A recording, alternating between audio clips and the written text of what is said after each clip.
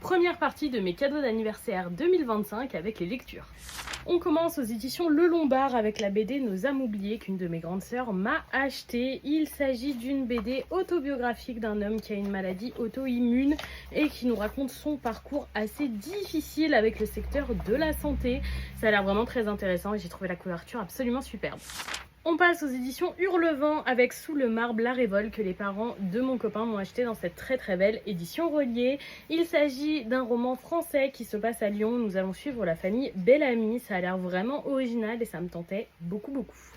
De la part de mon autre grande sœur, j'ai tout d'abord eu La forêt de Grimm, édité chez Sabran, qui me faisait vraiment de l'œil depuis sa sortie.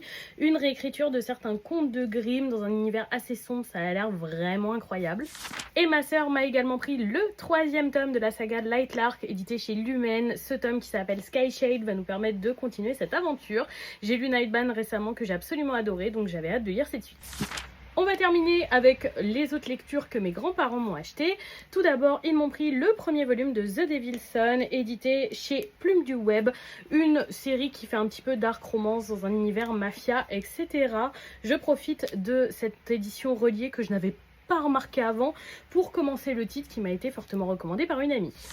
Ils m'ont ensuite pris Les Moires, édité chez Sabran, donc un titre de mythologie qui avait l'air vraiment sympathique, en plus d'avoir une superbe édition.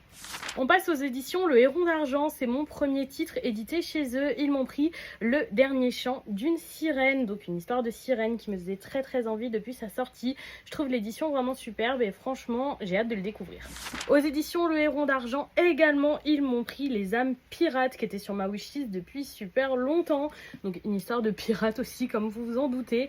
Et vraiment, je suis trop contente, c'était vraiment sur le haut de ma wishlist. Ils m'ont également pris quelques mangas, tout d'abord le second et dernier volume de Nos cœurs figés, édité chez Delcourt Tonkam. J'avais bien aimé le premier volume et j'avais envie de lire cette suite et fin.